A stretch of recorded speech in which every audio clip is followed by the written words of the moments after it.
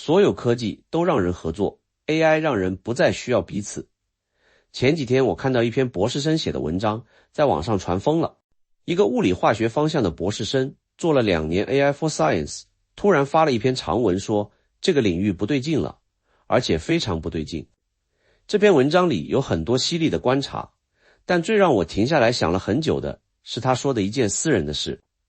他说，当他遇到一个困扰他3周的分子动力学建模问题，他跟 AI 讲了将近2000字， AI 抓住了他描述里最关键的矛盾，用3句话指出了他自己都没意识到的逻辑漏洞。然后他去找一个同学讲了同样的问题，讲了大概10分钟。同学说，你可以试试换个模型跑一下。从那以后，他选择跟 AI 说话。 Hello， 大家好，我是王立杰。这个故事让我想到一个很大的问题，一个可能从来没有人这样提过的问题。如果你回顾人类的整个科技史，你会发现一条非常清晰的主线。每一项重大技术发明本质上都在做同一件事，就是扩大人类合作的规模和半径。赫拉利在《人类简史》里有一个经典判断：7万年前，智人经历了认知革命，学会了用语言讲故事。故事这个东西听起来很虚，但它的功能非常实在，它让陌生人之间可以建立信任。你和我素不相识，但我们都相信同一个神话，同一套法律，同一种货币，我们就能合作。这个能力让智人可以跟150个以上的陌生人协调行动，其他任何物种都做不到。从那以后，每一次技术飞跃都是在把这个合作半径往外推。文字的发明让信息可以跨越时间传递。一个苏美尔人记录的农业知识，1000年后还能被另一个文明读到。合作的范围从一个部落扩大到了一个文明。印刷术的发明让知识可以大规模复制。1517年，马丁路德写的95条论纲，如果没有古登堡印刷机，不可能在几周之内传遍整个欧洲。没有印刷术就没有宗教改革，没有宗教改革就没有启蒙运动，没有启蒙运动就没有现代科学的合作体系。电报和电话让人类第一次可以实时远程沟通。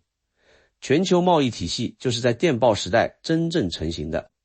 你在伦敦做的一个决策，几小时内就能影响加尔各答的一笔交易。互联网就更不用说了。维基百科是什么？是全世界几百万个素不相识的人自发地把知识拼成了一部人类有史以来最大的百科全书。Linux 操作系统是什么？是一个芬兰大学生在网上喊了一嗓子，然后全球成千上万个素不相识的程序员一起写出来的。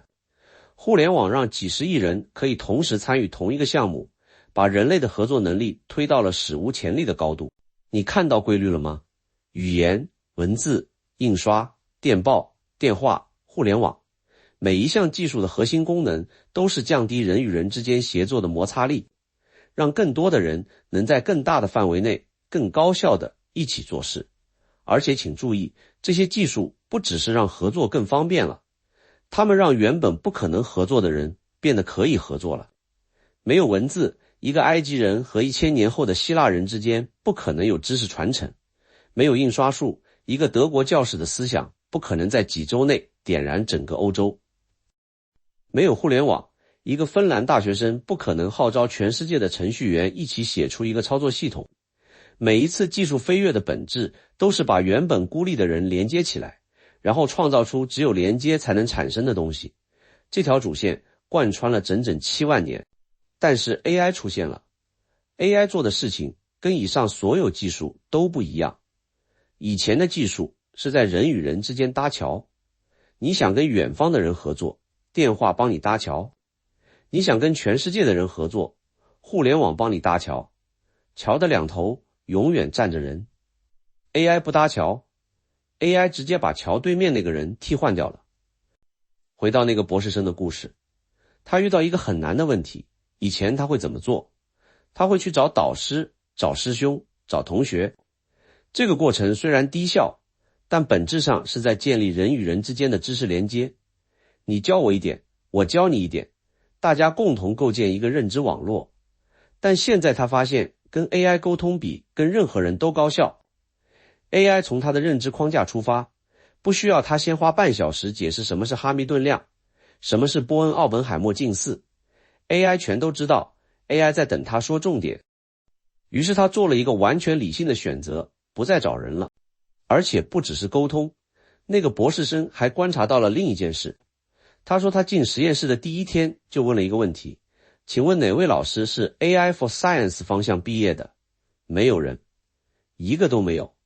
所有做这个方向的老师都是从别的领域转过来的。这意味着什么？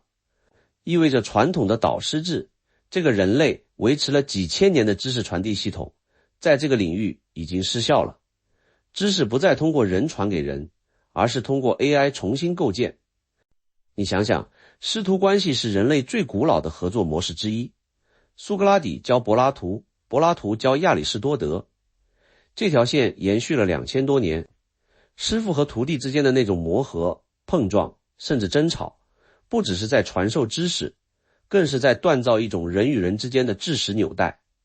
现在呢， AI 可以比任何导师更快、更全面地回答你的问题。那导师的角色是什么？那个人与人之间的知识纽带还需要吗？这不只是一个人的故事，这是一个结构性的趋势。为什么跟 AI 沟通比跟人高效？因为人与人之间的沟通有一个巨大的隐性成本，我把它叫做认知对齐成本。每个人的知识结构不一样，认知速度不一样，能调用的背景知识也不一样。两个人要讨论一个复杂问题，光是把彼此的认知差异弥合起来，就要消耗掉那次对话 80% 的能量。这不是谁笨的问题，这是人类大脑的结构性限制。人类学里有个著名的邓巴数，说一个人能维持的稳定社交关系上限大约是150人。这个数字本质上也在说同一件事，人类能进行深度认知连接的对象数量是有天花板的。 AI 没有这个天花板， AI 可以瞬间加在你的认知框架，在你的频率上跟你对话，它不需要你先教它，它已经知道了。所以当一个人发现我跟 AI 对话的效率系统性的碾压式的超越了我跟任何人对话的效率，他就会越来越多的选择跟 AI 说话。这不是个别人的偏好，这是理性选择的必然结果。那这个趋势的后果是什么？那个博士生给了他一个名字，叫认知孤独。他说，我已经不知道怎么和人说话了。不是字面意义上的不会说话，是他开始下意识的用跟 AI 对话的方式跟人对话，言简意赅，逻辑清晰，不废话，直接给结论。然后人们觉得他冷漠，难以相处，而他觉得人们低效、啰嗦，抓不住重点。他们之间出现了一道裂缝。你现在回想一下，你上一次跟一个人真正聊透了一个复杂问题是什么时候？不是寒暄，不是汇报，而是那种你说了一段话，对方真的听懂了，然后给了你一个让你往前走一步的回应。如果你想了半天想不起来，那你可能已经在这道裂缝的这一边了。这道裂缝不是因为技术不够好，恰恰相反，是因为技术太好了。 AI 太懂你了，它太高效了，高效到你不再需要忍受人与人之间那些笨拙的、反复的、低效的沟通。而那些低效的沟通，恰恰是维系人类社会连接的基础设施。这就好像一条高速公路修得太好了，好到沿途所有的小镇都被绕过去了。那些小镇不是因为做错了什么而衰落，他们衰落只是因为没人再需要经过他们了。人与人之间的闲聊、误解、反复解释、低效讨论，这些东西在效率的维度上确实是废物，但在社会连接的维度上，他们就是那些小镇，他们就是胶水。有人可能会说，以前电视出现的时候，大家也说电视让人变孤独了。智能手机出现的时候，大家也说手机让人不再面对面交流了。 AI 不就是又一波技术焦虑吗？不一样，根本性的不一样。电视虽然让你一个人待在客厅里，但你第二天去公司还是会跟同事讨论昨晚的节目。电视制造了共同话题，它本质上还是在促进连接。智能手机让你低头刷屏，但你刷的是朋友圈，是微信群，是社交媒体，你还是在跟人互动。手机只是换了一种连接的形式，它没有减少连接本身。 AI 不同， AI 不是换了一种人与人连接的方式。AI 是直接把人与人的连接替换成了人与 AI 的连接。你以前需要跟3个同事讨论才能想清楚一个方案，现在跟 AI 聊20分钟就搞定了。你以前需要请教一个行业前辈才能做出判断，现在 AI 给你的分析比前辈还全面，效率提高了，但那3个同事和那个前辈就从你的认知网络里慢慢消失了。这是真正意义上的连接替代，不是形式替代。这里我还想说一个更深的点，人类的知识从来不只是信息，知识是在人与人之间的碰撞中产生的。你跟一个人讨论一个问题，他突然说了一句你完全没想到的话，那句话可能不是答案，但他把你推向了一个你自己永远不会走到的方向。AI 很难给你这种意外， AI 太了解你了，它会在你的认知框架里给你最优解。但人类文明最重要的突破从来不来自最优解，它来自那些意外的碰撞。牛顿跟胡克吵架，吵了很多年，正是这种对抗性的低效的人际冲突逼着牛顿去完善万有引力的数学表述。沃森是搞生物的，克里克是搞物理的，2个完全不同知识背景的人凑在一起，碰出了 DNA 双螺旋结构。爱因斯坦跟波尔在索尔维会议上论战了几十年，推动了整个量子力学的发展。这些突破的共同点是什么？是2个不同认知框架的人在笨拙的、充满误解的、极其低效的沟通中，意外地把2块原本不相干的拼图拼到了一起。如果牛顿有一个完美的 AI 助手，他可能根本不需要跟胡克吵架，那个理论可能永远不会被那种愤怒和不服气逼到极致。你再想想科学史上那些最伟大的合作，曼哈顿计划把全世界最顶尖的物理学家关在一个沙漠里，让他们天天吵架。阿波罗登月，40万人跨学科协作，工程师、科学家、技工、飞行员，每个人的知识都不完整，但拼在一起就能把人送上月球。这些成就不是因为每个人都很聪明，而是因为不同的人之间产生了单独一个人永远产生不了的化学反应。AI 可以让每个个体变得极其高效，但它有没有可能恰恰在瓦解那种产生化学反应的环境？这就是我今天最想说的一个观点。效率不是文明的终极目标，连接才是。7万年前我们学会了说话，不是为了高效传递信息，是为了建立信任，建立关系，建立一个比个体大得多的共同体。后来每一项技术，文字、印刷、电报、互联网，都是在帮我们把这个共同体做得更大、更紧密。AI 可能是7万年来第一个，它同时提高了效率，又在削弱连接的技术。我做天使投资这么多年，看过几百个创业项目。我有一个观察，真正伟大的创新，几乎没有一个是一个人在房间里想出来的。它一定是2、3个不同背景的人凑在一起，互相激发，互相挑战。最后碰出来的这种碰撞的前提是什么？是人与人之间要有足够多的交集和摩擦。如果未来每个人都只跟自己的 AI 对话，每个人的认知都被 AI 精准的服务和优化，那人与人之间的认知差异还在，但碰撞的机会消失了。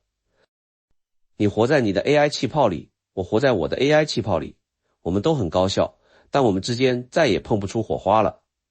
这是一种新型的孤岛，不是因为缺少信息，而是因为太精准地拥有了信息。我不是说 AI 不好，那个博士生3周解决不了的问题， AI 3句话就指出了关键矛盾，这是真实的价值。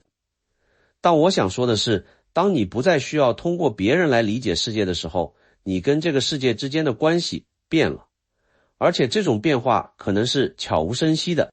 你不会某天早上起来突然发现自己跟世界断开了，你只会慢慢觉得跟人说话越来越累，越来越没意思，而跟 AI 说话越来越顺，越来越爽。等你回过神来，身边能真正跟你深度对话的人已经所剩无几了。那个博士生说，没有安全的路了，只有清醒的人和不清醒的人。